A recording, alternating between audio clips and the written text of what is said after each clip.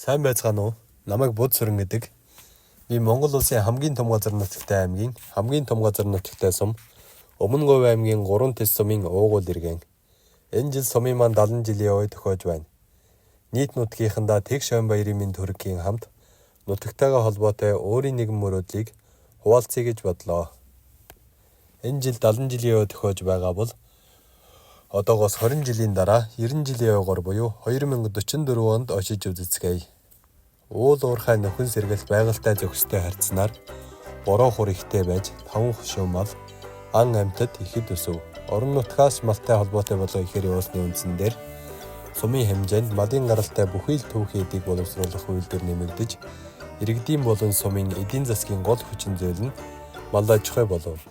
Тэртех 1960 онд очсон мэт сумын төвөөс аймаг ороход Тэмэн сэргийн бараа тасралтгүй 300 км үргэлжлэх болов.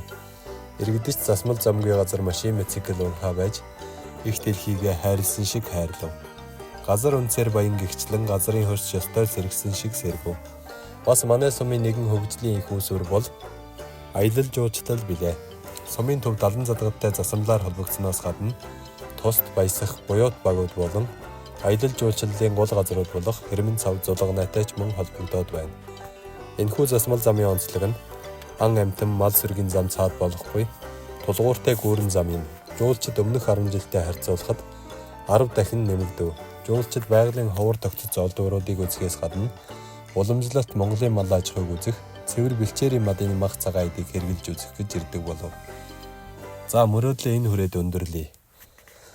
Баян хүн нэг зуднаар баатар хүн нэг суманд хил мал гуравтайгаа хэн баян гихчлэн монголчууд эртнээс баялагийг малтайгаа холбож ирсэн байдгийг та бүхэн мэдэх билээ. Өнөөгийн манай сумын бүтээн байгуулалтын их үүсвэр болсон уул уурхайг үгүйсгээгүй боловч үүнээс цааш нэг иймэрхүү зүгжигэр хөгжөөсэй гэсэн өчүүхэн өөрийн мөрөөдлийг тэсийнхээ эдэс болсон иргэд аж ахуй болон иргэдийн төлөөлөгчд нутгийн удирдлагуудтай хуваалцаж байна. Эцэст нь хэлэхэд хүн төсөөлж чадсанаа бүтээж чаддаг, санаанд багтсан бүхэн заяанд багтдаг гэх юм билээ. Та бүхнийг хүндэтгэн ёсолсон Дэлгэр цэцгийн Буд Сүрэн.